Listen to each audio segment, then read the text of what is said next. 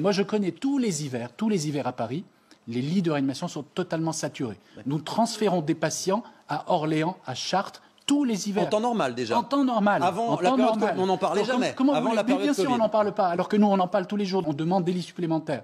Rien ne nous est accordé. M6 Info. Cette dame est arrivée ce matin à l'hôpital. Le diagnostic est posé. Elle est grippée. Ces patients vont s'ajouter aux autres patients qui se présentent habituellement aux urgences et avec un encombrement des lits d'hospitalisation. Là, on est dans une situation où l'hôpital n'a plus aucun lit d'hospitalisation. Situation inquiétante dans les services d'urgence. Une centaine d'établissements viennent de déclencher ce qu'on appelle le plan hôpital en tension. En termes simples, cela signifie qu'il n'y a plus assez de lits. Les patients sont parfois soignés à même les brancards dans les couloirs. Une situation de crise qui devient permanente. Et vous allez l'entendre, les personnels sont à bout de souffle. Des brancards un peu partout. Aux urgences de l'hôpital de Toulon, c'est une journée comme les autres. Et le personnel est à bout de souffle. Les urgences sont en surchauffe sur l'ensemble du territoire, avec l'hiver, la grippe.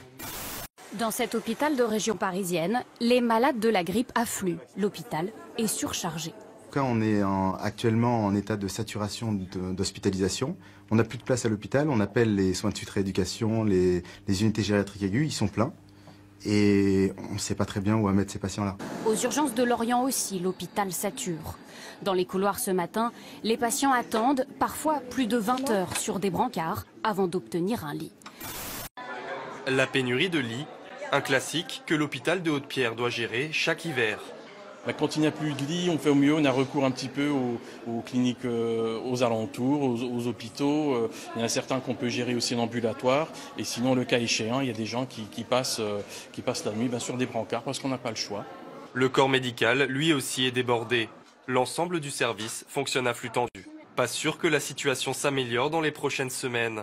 La grippe n'a pas encore atteint son pic dans la région. Depuis le début de l'hiver, les urgences sont saturées. Nous, on a un ras-le-bol de ce système-là. On aimerait pouvoir soigner les patients correctement.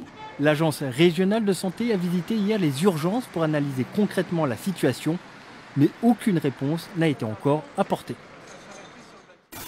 Le gouvernement a mis de l'argent depuis ce début de la crise sur la table, y compris pour les professions de santé.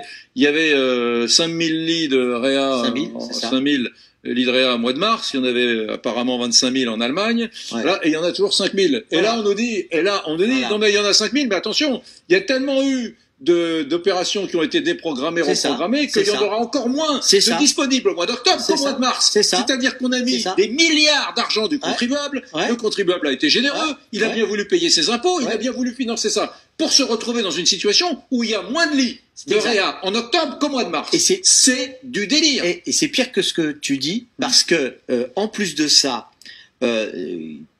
pour des mesures d'éviter la contamination entre les malades, les chambres à 2 lits sont devenues des chambres à 1 lit. La grippe en 2017 a fait 30 000 morts de la même façon, sans personne n'en parle. Voilà. Oh ben voilà.